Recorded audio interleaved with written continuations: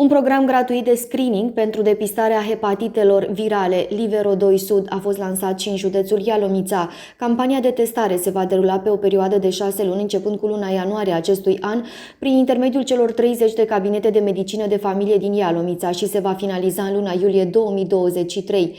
Prin acest program se dorește testarea a 120.000 de pacienți din regiunea Sud, din care 60% să provină din categorii vulnerabile, persoane care provin din mediul rural, neasigurate, șomere, persoane beneficiare ale venitului minim garantat, persoane din centre de plasament fără adăpost, persoane de etnie romă, persoane cu dizabilități. În acest program regional de screening se va contribui în mod esențial la îmbunătățirea stării de sănătate a populației și la creșterea accesului la servicii medicale de calitate. Să vedeți că proiectul acesta va salva multe vieți. Avem șansa de a avea 30 de medici de familie care au spus da și sunt alături în campania de testare. Nu vreau să intru foarte mult în detalii, vreau doar să vă spun că deja peste 127.000 de persoane au fost testate în cele 8 județe care au intrat până acum în campanie și sunt sigură că toți și în județul dumneavoastră vor fi testate foarte multe persoane și vom depista acei pacienți care nu știu că sunt pacienți.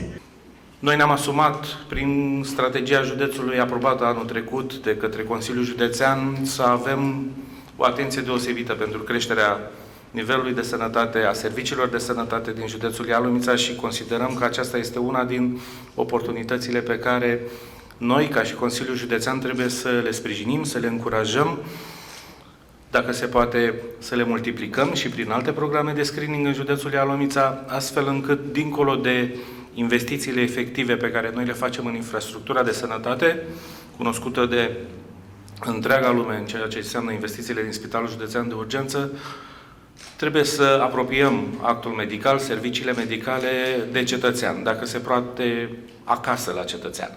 Așa că am întâmpinat cu entuziasm oferta Institutului Clinic Fundeni, o felicit și pe doamna doctor Radu pentru aducerea acestui program în Ialomița și așteptăm cu nerăbdare să punem umărul la buna derulare a acestui program și, așa cum spuneam, să constituim un exemplu de bună practică, poate și pentru alte județe, dar oricum pentru alte programe care să vină în Ialomița. În Ialomița sunt 30 de cabinete de medicină de familie care s-au afiliat proiectului și acesta este unul din motivele care îmi dă speranță că se va derula cu bine. E adevărat, este în interesul localnicilor, e foarte bine să vă gândiți că nu numai că oferiți servicii și că vreți să fiți aproape de oamenii din acest județ, dar prin genul acesta de programe se face prevenție și întotdeauna e mai bine să faci prevenție decât să aștepți să tratezi o boală. Așa cum știți, România a avut întotdeauna o problemă cu hepatitele virale. Am fost multă vreme, mai bine de un deceniu, creditați cu locul fruntaș în Europa în ceea ce privește prevalența hepatitelor virale B, C și D. Este momentul să vă spun că, date fiind eforturile conjugate ale decidenților, ale medicilor, lucrurile acestea s-au schimbat remarcabil în ultima vreme, dar probabil că datorită acestei popularități neplăcute pentru noi, Comisia Europeană a găsit de cuvință că avem o problemă cu hepatitele virale și a finanțat generos acest proiect din Fondul Social European. Un proiect care este adresat depistării precoce prin screening, prin căutare activă, adică suntem proactivi. Ne ducem către niște oameni care nu știu că sunt infectați, nu știu să aibă vreo boală, se consideră sănătoși, pentru că, așa cum știți, hepatitele virale sunt niște boli care nu dor, nu vorbesc decât în stadii avansate, în stadiul de ciroză sau de cancer hepatic sau complicații redutabile ale acestor boli, atunci când puține lucruri sau costisitoare lucruri se pot face pentru pacienți pentru a le reda sau corecta starea de sănătate. Are niște obiective programatice ambițioase. Ne-am propus să testăm 120.000 de subiecti din regiunea de sud a României, două regiuni de dezvoltare, Sud-Vest Oltenia și Sud-Muntenia, începând de la Mehedin și terminând în est cu Ialomița. 120.000 de persoane nu e lucru ușor, dintre care 60% să provină din categorii vulnerabile. Mediul rural, dar persoane neasigurate, neangajate, oameni care nu au venituri sau au un venit mediu pe familie, pe cap de familie mai mic decât venitul minim pe economie, persoane cu dizabilități, persoane care muncesc pe cont propriu în agricultură, tot felul de categorii defavorizate. Unii dintre ei n-au făcut niciodată cunoștință cu un medic, nu sunt beneficiari de servicii de asistență medicală durabile sau de calitate. Pentru hepatite trebuie spus că la clasificat la G4, hepate cronice de etiologie virală, avem în tratament acum 172 de persoane, de pacienți, pentru care sunt 54.130 de zile pe CNP distinct de tratament, cu unități terapeutice 47.862, cu sume de peste 317.000 de lei într-un an de zile.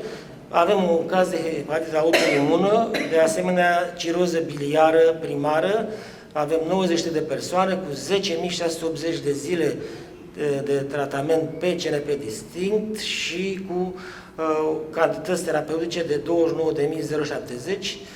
De asemenea, avem și ciroză hepatică, 165 de persoane în tratament, cu 29.000 de zile pe CNP distinct în tratament, 46.714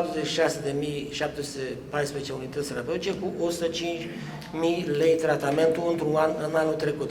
Deci vedeți care este incidența în tratament, sumele au fost alocate, sumele au fost decontate către farmacii și acest lucru ne-a bucurat că am putut ca oamenii să aibă acces în mod nediscriminatoriu la tratamentul respectiv și, cum spunea și doamna profesor, și reducerea incidenței și a nu ne mai afla pe locuri din acestea din frunte care nu sunt meritorii pentru noi ca națiune, că avem așa specialiști de marcă, minunați și trebuie să facem efortul noi ca națiune, ca persoane care putem fi pacienți, să înțelegem că un stil de viață sănătos, o prevenție, o profilaxie, screening-urile acestea care se fac pe diverse patologii, să ducă la locuri mai în spate în clasament. Suntem bucuroși că astăzi descoperim aici o echipă unită. Adică există toate premizele ca acest proiect să decurgă în condiții optime. Și ne dorim să mergem către persoanele care nu beneficiază în mod normal de servicii medicale. Adică către săracii săracilor, către oamenii care n-au posibilitatea în mod normal să ajungă la doctor. Vă rog, profitați de acest proiect. Este o deschidere de drum. După cum va decurge acest proiect, e posibil să dezvoltăm chiar în aceeași formulă alte proiecte, la fel de frumoase, tot de screening, și să venim către dumneavoastră și cu acestea. Eu dintotdeauna mi-am dorit să fiu medic și mi-am dorit să fiu medic la mine acasă. Nu în altă țară, nu în alt oraș, ci la mine acasă. Și de aceea mi-am dorit ca mereu să pot să ajut cetățenii județului meu să aibă acces la servicii medicale cum se poate și când se poate. Iar acest program, în 2019, când Mihaela m-a sunat și m-a invitat să mă alătur echipei, mi s-a părut o oportunitate majoră ca prin el, accesându-l, să ajungem la populația defavorizată, la oamenii aceia care au acces foarte greu la un serviciu medical, la oamenii care, uneori din neputință, alteori din ignoranță, își minimizează simptomatologia și ajung când este prea târziu. Știam că mă pot baza pe comunitatea mea, pe instituțiile cu care am eu o frumoasă colaborare și întotdeauna când a fost vorba de sănătatea populației, atât Casa Județeană cât și DSP Ialomița și spitalul, dar și factorii decidenți din comunitate mi-au oferit tot sprijinul. În acești ani 30 am lucrat mai curând în orașe. În proiectul acesta am lucrat foarte mult în mediul rural și acolo am conștientizat următorul lucru, și anume că persoanele care sunt în situații de vulnerabilitate, foarte în vârstă, fără mijloace materiale, ajung foarte, foarte greu la spitalele specializate. la tratament specializat, adică ei, în cazuri fericite, au acces la medicul lor de familie, dar mai departe, pasul următor, să ajungă în capitala de județ sau și mai la un centru universitar să primească tratament, e foarte dificil. În proiectul acesta am ajutat oamenii aceștia să meargă la servicii specializate. Nouă ni se pare că acesta e lucrul cel mai important. Este extrem de important să convingem oamenii să se testeze, să convingem oamenii să nu le fie teamă când află că sunt pacienți cu hepatită, pentru că, din păcate, există chiar și în acest program persoane care chiar depistate cu hepatită B sau C nu pot să creadă că li se întâmplă așa ceva. E normal să nu poți să crezi, pentru că deseori nu simți, nu ai niciun simptom și atunci nu-ți imaginezi că ai putea fi unul dintre cei care au hepatită B sau C. Eu fac un apel de la pacient la pacient. Nu vă fie teamă. Gândiți-vă că odată ce ați aflat că sunteți pacient, va salva și viața voastră, a salvat și viața celor din jurul dumneavoastră. Gândiți-vă că este cel mai bun lucru să știi decât să nu știi. Gândiți-vă că sunt atâția oameni care vă pot ajuta.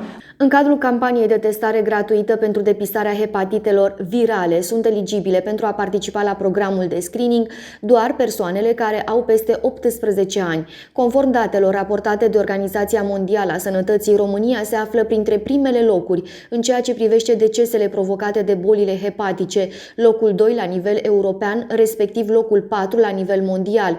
Obiectivul major al acestui proiect este furnizarea de servicii medicale de prevenire, depistare precoce, screening, diagnostic și direcționare către tratament a pacienților cu boli hepatice cronice.